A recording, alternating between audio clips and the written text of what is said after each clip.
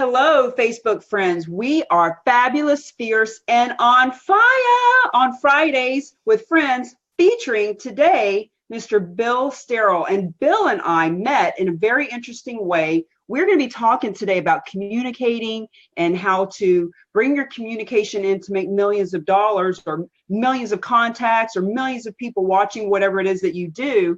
And the way that we met was on Facebook, social media. We had a mutual contact. That person was talking about books. Do you have your book created? Who's got a book?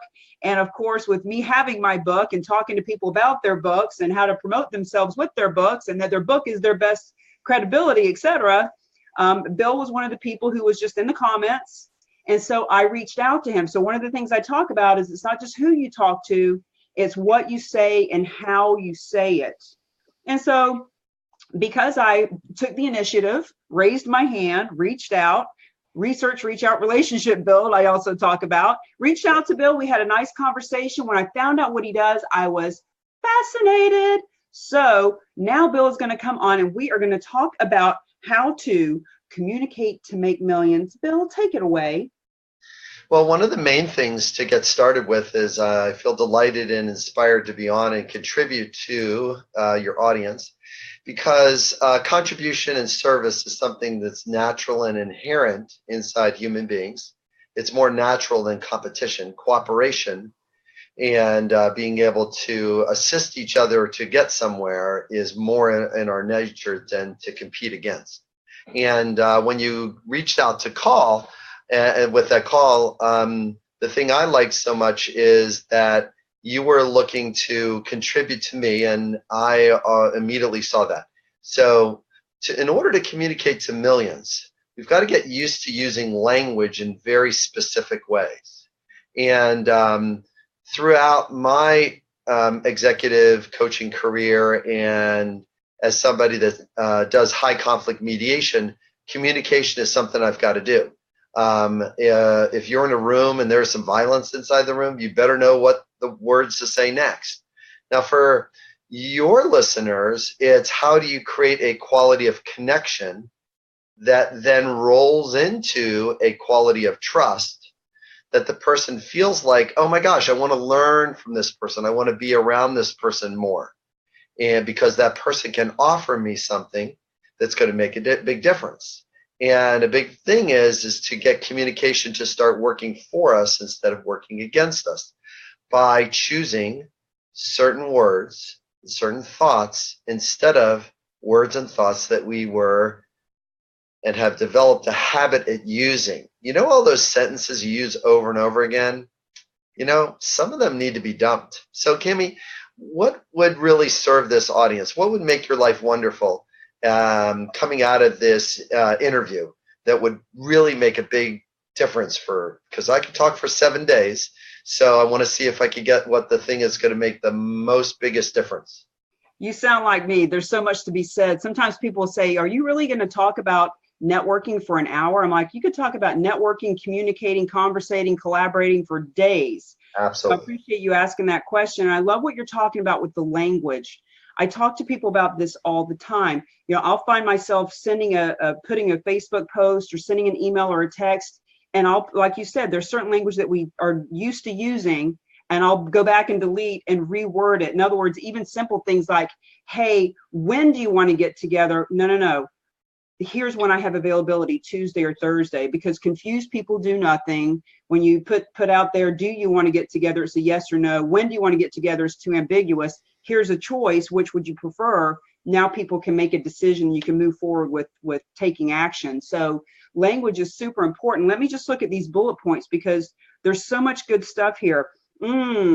Let's talk about the 3 keys to creating a buying emotional response with our language.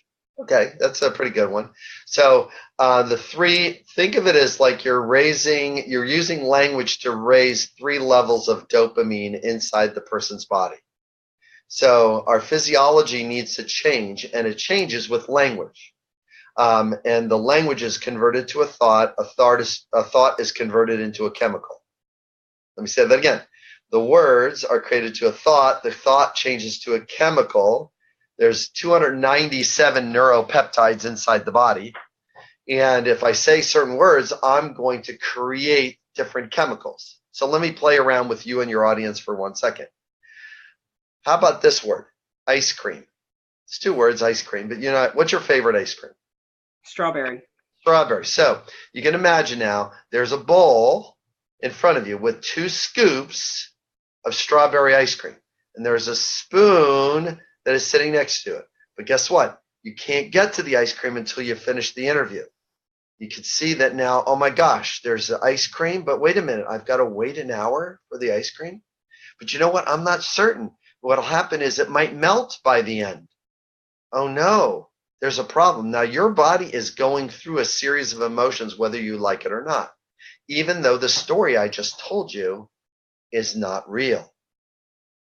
Our body makes it up. So if I stay on that strawberry ice cream, your mouth will start to water if it already hasn't. Your stomach will start to growl if it already hasn't. And your mind is going to go into a place of yearning for the ice cream. So far, so good? Now I got to go get some ice cream. Now all of a sudden it's set into your things because I've set up the physiology to the desire for it. And the way I did it was 3 things. The ice cream was the reward. The anticipation is number 2, is the buildup. Won't it be great when you have that ice cream in an hour? If you had it in your freezer, you go like, oh, I got this one handled. But what happens if it melts is called a narrative of uncertainty. So to create an emotional response is the reward has got to be clear and present. The anticipation has got to create desire, and that raises dopamine up another level in the buying decision. And a moment of uncertainty, this is going to go away in a short amount of time, or there's going to be a loss that's going to take place if you don't act. Now we're in trouble. Where's the ice cream? Stop doing that, Bill. Okay. So the 3 levels are reward, anticipation, and uncertainty. Those are the 3 narratives that are necessary. So in my emails and in my marketing campaigns, I have those 3 things written in. Here's what you're going to look to get. Isn't this thing really desirous? It might go away. Of course, what happens is when people say, well, is it going to go away? Well, can I get it later? Can I see a recording? As soon as you say the word yes, the dopamine drops and then they don't look for it. Interesting. You've actually got to say, well, it's uncertain if the things, but if you send in this link, we'll see if it's going to be available. Now they've got to put another skin in the game and they've got to take another action. Then the chances of them watching or listening to the interview will be higher. And that's why there's the countdown clock, and that's why there's limited seating, and that's why for this time only it's $97. Later on it's going to be $397, and when it runs out you can't have it. That's so true. I mean, I'm changing my pricing often because as I become more in demand, my time becomes rarer, and therefore what I'm saying is true. So it's not 97 this time, it's $397 next time. Because I have too many people, and I've got to stop the herd from coming in my direction because it's too much. It's just too much. And it makes it more exclusive. And there's also a bit of, speak to us a little bit about also the component of social belief, like social proof. Do you know what I'm talking about? Yeah, sure. The social proof is about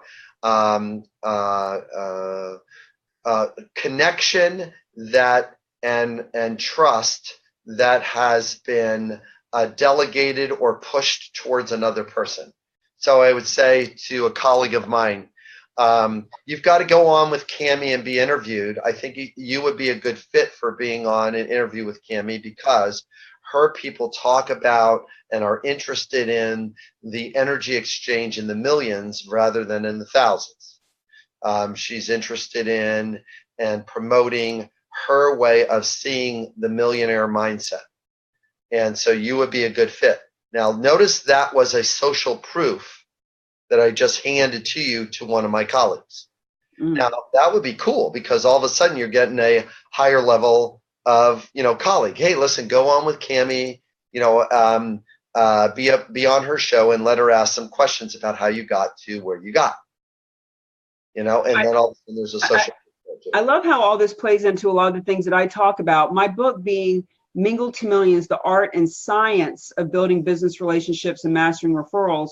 I also talk about, the ability to help release dopamine even in the moment of talking to someone. If you're at a networking event, whatever that is for you. And I'm kind of starting to use the word communicate instead of network, because people will say, well, I don't network, or I don't like to network, or I don't want to go to one of those networking things. When I say network, I'm talking about what we're doing right now, or being on the, being in line at Starbucks or at the kids' baseball game. It doesn't matter where you are, but when you're talking with someone, people tend to want to say, what do you do? What do you do? And people have their 30-second canned elevator pitch, which, by the way, doesn't work. I'm a big proponent of no more 30-second elevator pitches.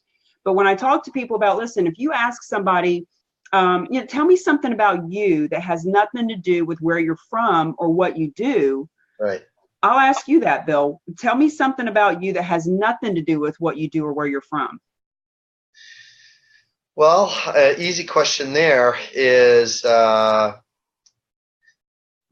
first thing that came to my mind is right now I'm caring for my elderly parents in Florida, was my thought that just showed up, because it's something that I am not in this nursing mindset, but over the last week I have been, to care for elderly parents. You've got to do stuff to care for their well-being and be in their space, and everything from feed to change to sit with them and watch TV and spend some kind of quality time.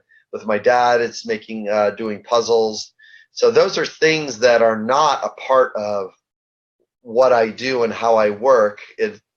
I happen to be in Florida where I grew up, but this is not something I normally do. And I just feel delighted to be online with you and be able to do this here while I'm still able to do that there. So, well, and the fun thing about me asking you that, you did what everybody does. You looked up and you thought about it for a second, and you came into a place of where you could talk about something that lit you up a little bit. You're doing something that's a contribution, you're giving back to your family. And if we were in a networking or communicating situation where we were having a conversation, right, you just had a release of dopamine. Right. Because instead of want, this is what I do. I sell insurance, I sell real estate, whatever the person does. Now they can talk about something more personal. And now you can have a conversation that's not the typical, here's what I do, here's my canned pitch. I've got a friend who's right now in Florida with her mother, putting her in a nursing home. So I can totally relate to that. We could have just had a half-hour conversation that would have made you feel connected and like you're being heard. And so, your talk about using language to elect different feelings in someone is spot on with what I talk about with the science of building business relationships. So there was another thing on here that I just wanted to touch on. The 4 strategies that the brain uses to protect itself. Please share with us what those are, because I find that when I'm out communicating with people, people are very guarded. They're very, there's a lot of anxiety about creating communication with people they don't know. They can make friends and they can make family and they can have lovers. But when it comes time to do business networking or communicating, they get icky and weird. So what are we doing to protect ourselves? Well, there's four strategies, 4 strategies that the brain uses. The first strategy, and it's these 4 strategies are based on mindset too. I do a lot about thinking styles, and different people think differently. So, for example, the 4 different thinking styles might be the difference between an engineer and a social worker. An engineer is going to think in a logical and analytical way. A social worker is going to think in an interpersonal and feeling-based way. And then another 2 thinkings might be the difference between an entrepreneur and a drill sergeant. An entrepreneur is going to be more holistic and big picture thinking. A drill sergeant is going to be very effective and efficient in organizing, structuring, and implementing things. So those are different people. And each one of those different people have a different protective strategy.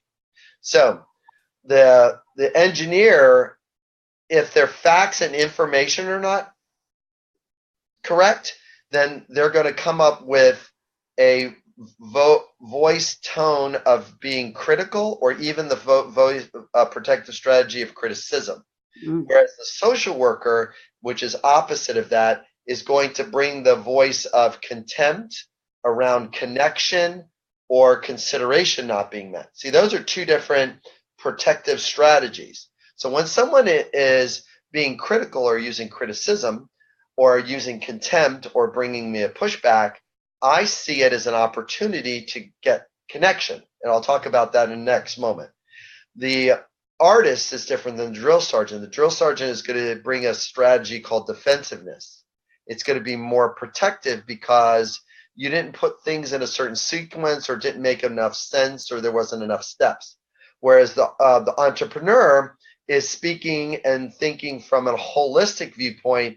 Their strategy is a strategy called withdrawal or stonewalling. They'll agree to something, but they didn't really agree to it. They are backing away from something, but they really don't. So it's criticism, defensiveness, contempt, and withdraw are the four strategies. And here's how to go around them. You ready? I am ready, because what you're speaking of, again, is so congruent with the four personalities that we hear. You know, if you Google personalities, they got red, green, blue, yellow. They got the dolphin and the dogs and all those different things. I was taught to what you're doing to bring my people into congruency with what we're talking about is amiable, analytic, driver, and expressive. So what you're talking about is exactly the four personalities that I talk about, which are exactly the four personalities everybody talks about. They just have different names for them. That's right. So please share with us how to handle these situations. So criticism or critical energy is usually focused on a fact or an inaccuracy. And usually what I do and the strategy I use first is to state back the fact or the correction that they're contributing. Oh, so you are correcting this fact, or you're bringing me this information because you want me to be accurate. Is that correct? They say yes. As soon as they say yes, their defensive strategy is dropped. Now you're discussing with them. You are hitting the tennis ball right into the sweet spot of the racket that they're doing. And then that too. With contempt, it's you would like me to really consider or have some connection differently. And there's something I said that broke the connection. Yes, they would say. Oh, well, tell me what you need now. Oh, well, what you could have said is this, or the way that would have been received was that. They'll give you the answer. They're okay with the answer. Now, withdraw is a little different. Withdraw is they're trying to back up. So it's a little easier to get a hold of somebody withdrawing with the following sentence. Let's talk about the big picture a little bit more so we can see the full view before we drill down into the details. Oh, yes, they say. Yes, I'll be interested in that.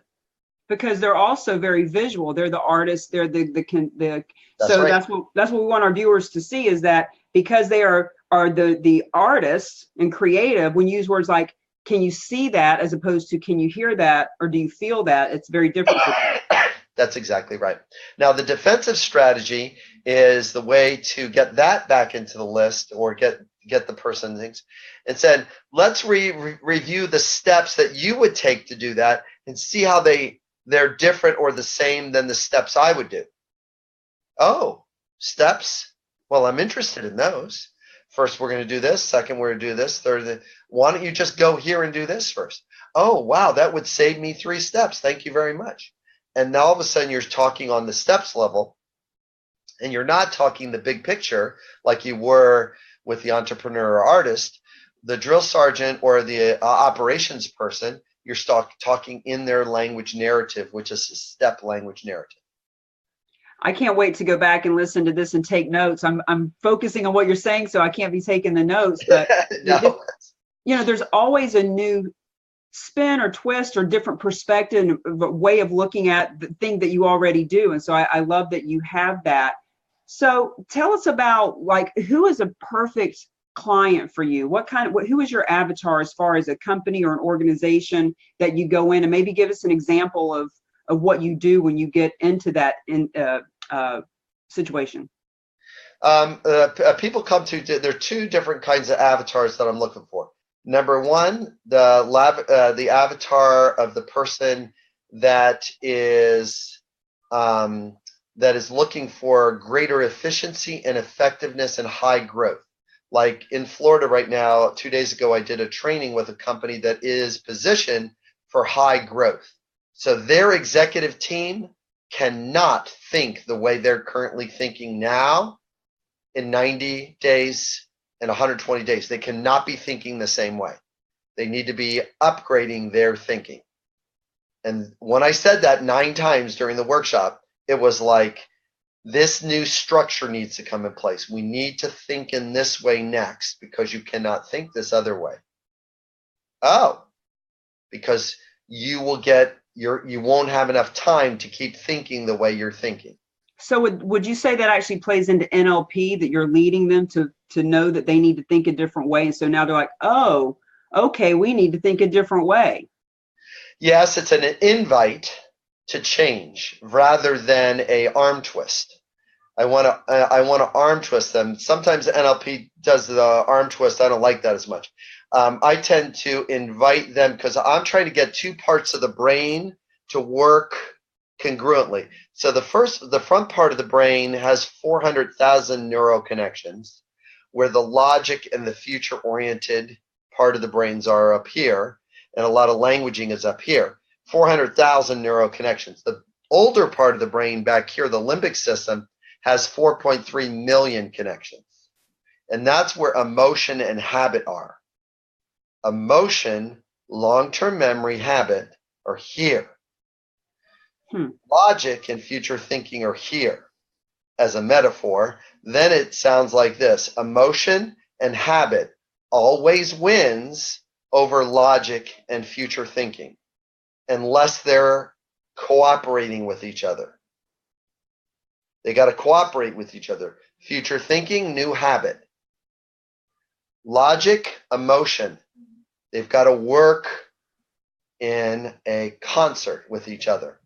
Which actually also speaks to how we as salespeople, I've always said this, and I notice it happening in my life all the time. We buy on emotion and we justify with logic. All the time, every time. I had a 64.5 Mustang convertible. I bought that car on sheer emotion. When I saw it, the grill was grinning at me. She was grinning. And I bought that car on emotion, but then I justified it with logic when people said, oh, don't you know that's a money pit? You know, Ford found on road dead, all that stuff. I was like, you don't understand. I'm going to drive it in parades and people are going to see my name on it and I'm going to do business with it. And by the way, I did, because I am the drill sergeant. So I've got my steps and I already could see exactly what I was going to do with that car. And she did make me a lot of money. But, you know, in real estate, I used to say that all the time.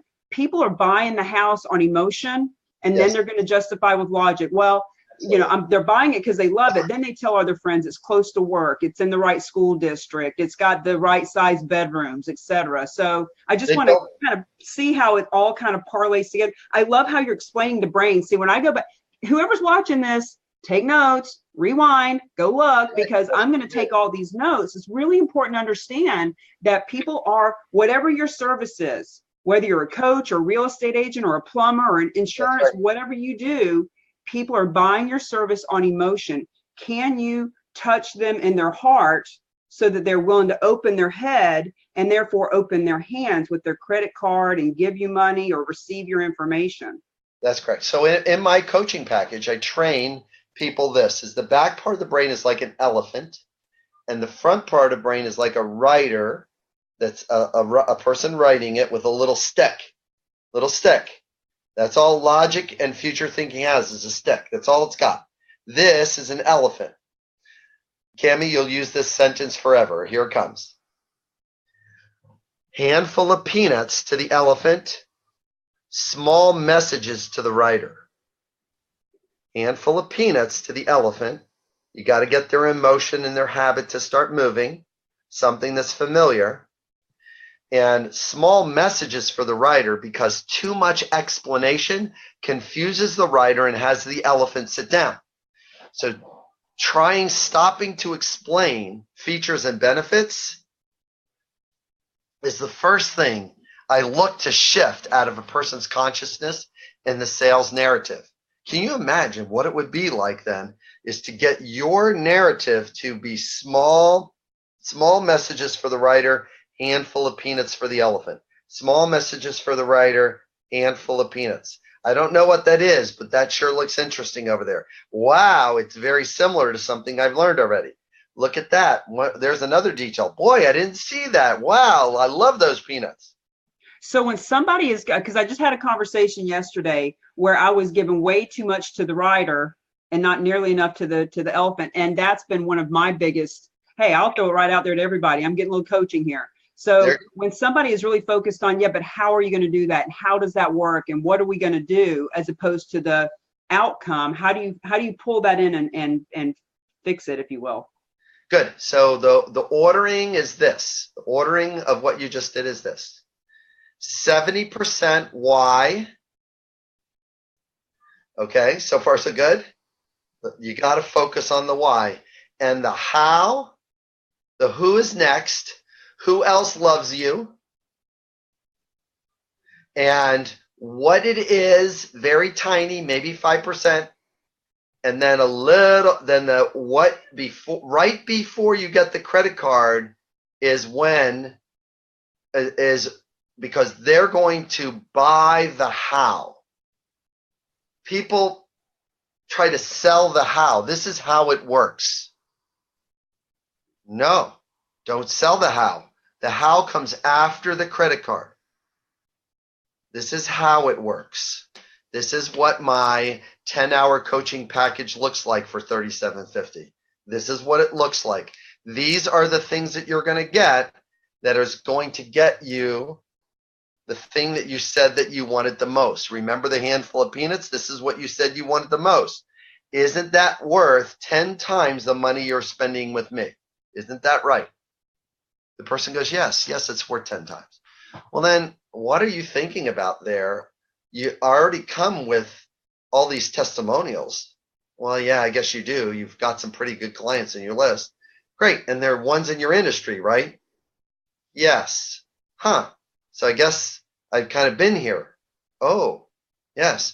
So would you be willing to give me your credit card number now so that we can get going and I can put you on my schedule? Because I ain't going to be able to see you for 3 weeks because I'm in training with a major company over the next 2 weeks. So do you want to get this started now or shall we wait? So now we're back to the limited time offer and the ice cream's going to melt. That ice cream is melting. And it's true, because if we value our time the same way we value ice cream, we'll get on with it. We'll get on with it because our time, my time with my 90-year-old father and my 88-year-old mother is valuable. Why? Because they're 90 and 88. Do you think their ice cream's not melting? There's a lot of ice cream melting, Bill, and we are at the top of the hour. I could talk to you forever. Let me ask you, do you have any online training? Do you have any upcoming speaking engagements that any of our viewers could come and see you speak live or participate with anything online? Yeah, I'm actually launching a new online training platform at the end of March. So I'm very, very excited about that. It's one that my companies, the different companies that I consult with, use to roll out to their many employees, the 1,800 employees or the 2,000 or 5,000 employees that they have. They'll be using that training tool throughout the organization because it's so valuable to learn about why people think the way they do, why people behave the way they do, the essentials of emotional intelligence and how to do that, as well as how to shift our limiting beliefs, Cami, which is what you're really offering people here. Money is not real. It's energy. It's an energy exchange based on a series of values. If I am giving you something that is going to give you something that's going to be this much valuable, it's going to save this much time. It's going to save you from the fight and the argument that you have. It's going to get you out of the divorce and save you millions of dollars by doing that, or at least hundreds of thousands. That would be worth it to talk to somebody that knows what to say in those situations. And I had no idea we ran through our whole hour. How fun is that, or what? I know. Well, when I looked down, oh, we haven't run through our whole hour. I looked at the wrong time. Well, that's okay. Tell you what, let's give it 10 more minutes. I looked at it, I thought it said 156. It said 136. Just goes to show we are not perfect. We are infallible. So now we know that you have this program, and you talked about how your clients use it with their employees. Are you offering it out to good old entrepreneurs like us who could use it? I am.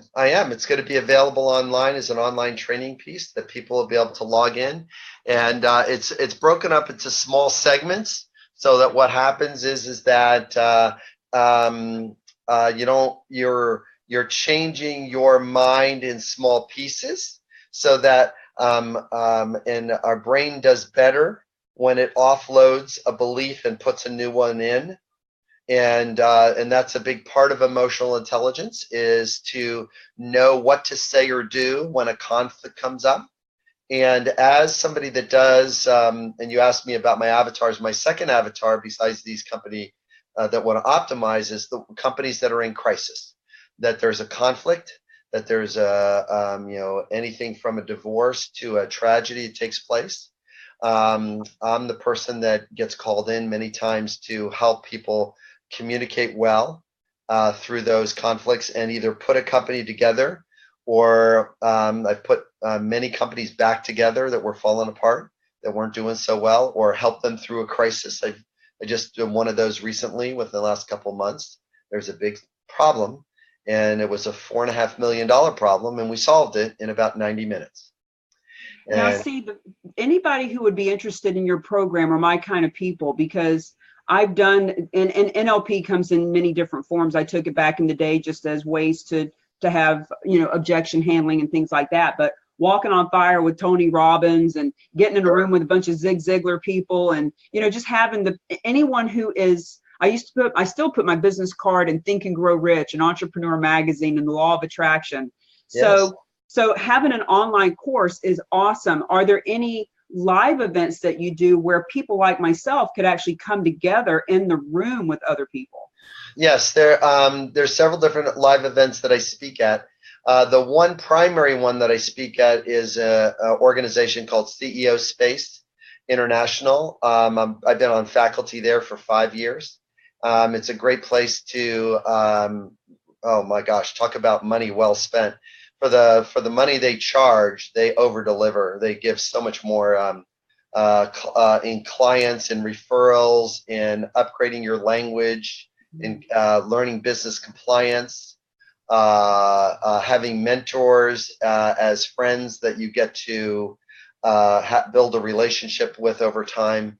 And they meet in Tampa 5 times a year.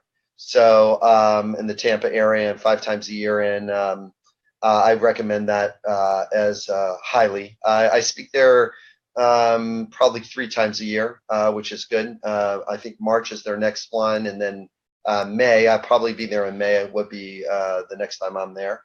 So, but there's other organizations or other conferences that I'm around, and you can see some of that stuff on my website. I'm retooling my website now, so I'm getting excited about the new website getting rolled out. So I'm very, very things. There's some fun videos of there, and there's some good testimonials and stuff, and a way to kind of get started, and feel free to reach out at corporateculturedevelopment.com. Isn't it interesting how when the universe, as they say, when the student is ready, the teacher appears, and that comes up in many different forms. Anytime I hear of a book or a group or an event several times in a short period of time, it's like, okay, I hear you. So CEO Space is something that, I'm 49 years old. I've been an entrepreneur since I was 8 years old. I've been to ungodly amounts of seminars, and as a matter of fact, one of the reasons why I help people to network is because I've been to thousands of networking events and have taught and trained and all of that. And that's something that I had never heard of until maybe 2 months ago. And now this is maybe the 4th time in 2 months that I've heard of it. So I guess I need to be checking into it. That's a good check-in. Yeah, it's a good community. A lot of my good friends are there. I've been there for 5 years, and would have liked to start it 10 years before that because they've been around for a long time. So they have. Yeah, and yeah. The other thing is the other conferences and other things that I go to. I'm mostly on the West Coast, and as somebody that does high conflict mediation, I'll get called in by city or state governments to go and mediate a conflict. About a year ago, I was in Flint, Michigan when they were just after the water thing, and I did 5 days or 4 days of conflict resolution training there, and how we manage the things that people say to us, and manage the space. See, there's space between the stimulus and the response, and most people, there'll be something really tragic being said here, and they collapse it and don't really manage the space between what someone says or does. So let's you and I do an exercise with that, because that one's an easy one. The biggest objection that people hear is the word no. That's a big objection.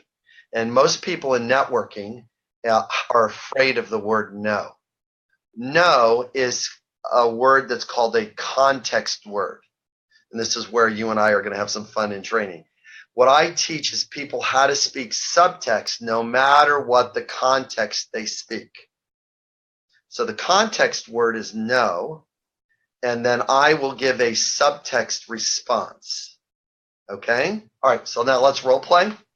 I'm going to make you an offer. Your part of the role play is to say no, and then I'll say a sentence back to you, and then you say what comes up naturally. Okay, are you ready? Do you want me to just say no or give you an actual objection?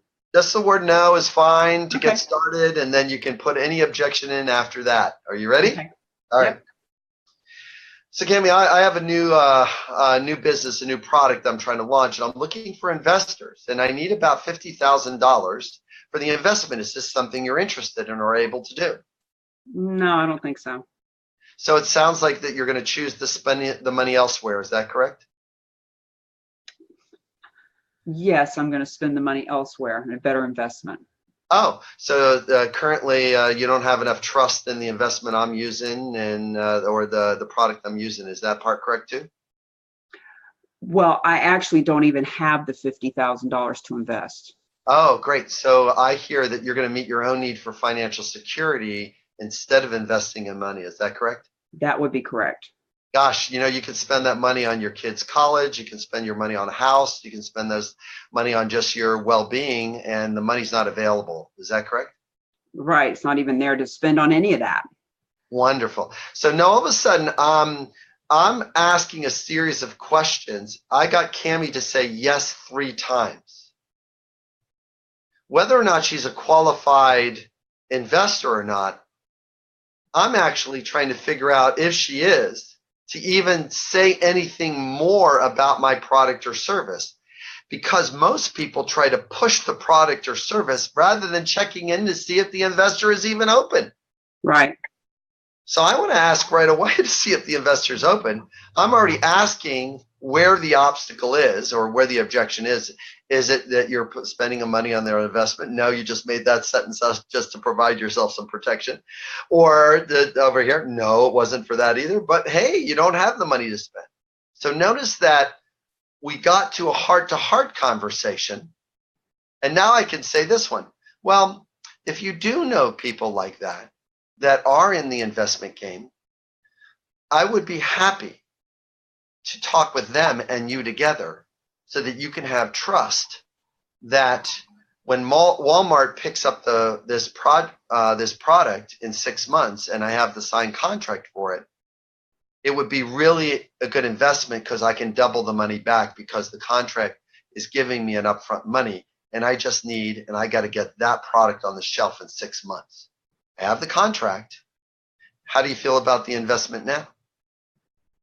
Sounds more stable now. Sounds more stable now.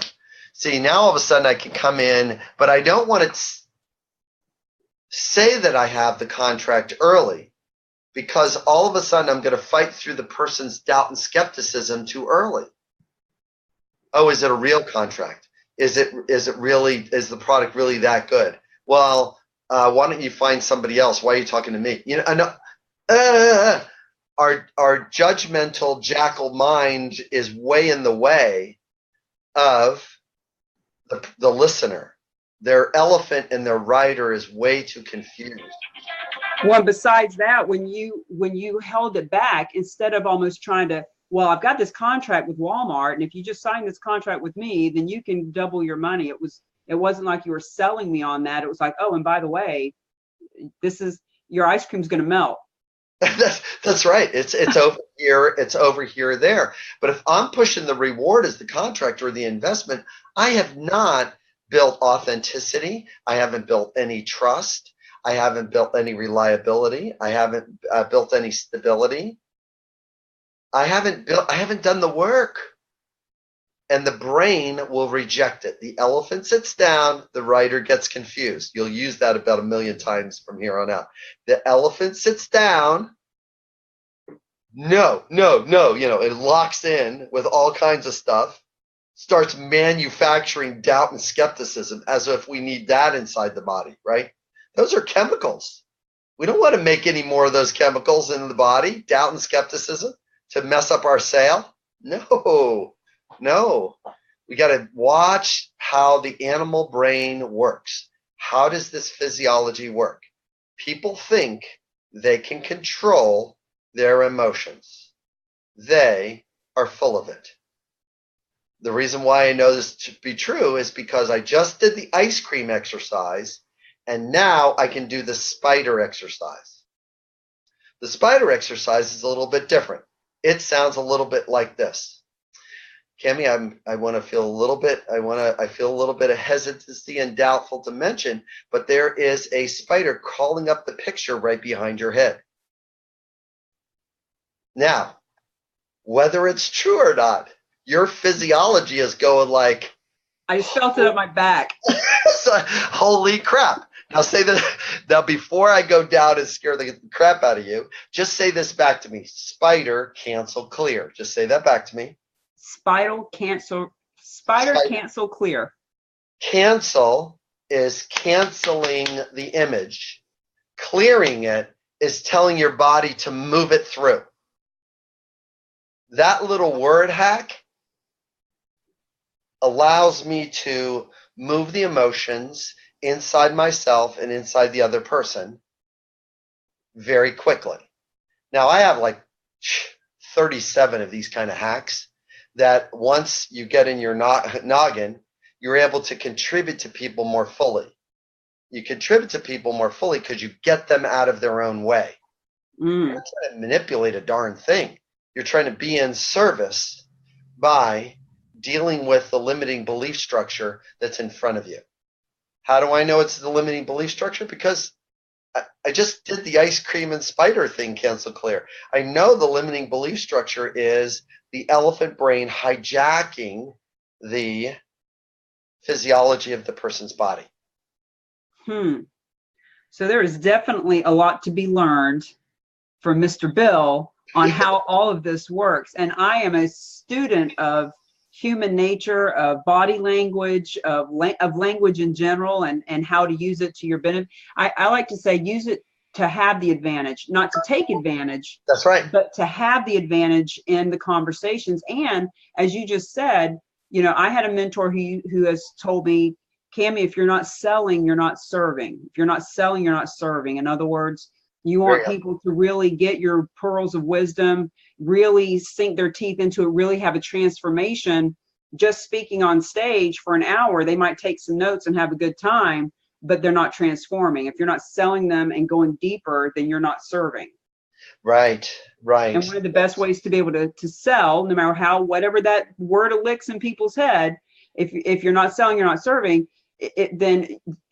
you are helping them, and your way of doing it is helping them get out of their own way so that they are open to receiving the service you are providing.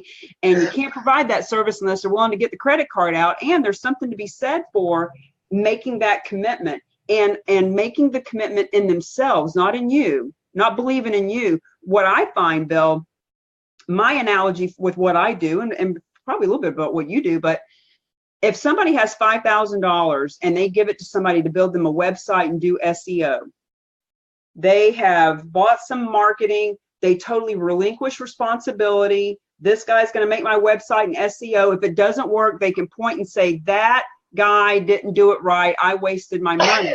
When they work with me, if it's $5,000, I'm not going to give them a fish. I'm going to teach them how to fish. They actually have to take action. They have to be willing to grow and learn and study.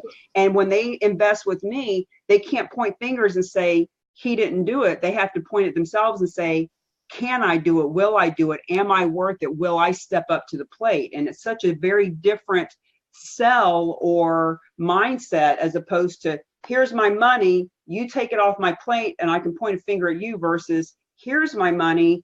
Wow, I gotta actually do something. Yeah. You know what's so nice about that too? And you can imagine, and the word imagine is very, very helpful here. You can imagine what it would be like, because you do this with your clients all the time.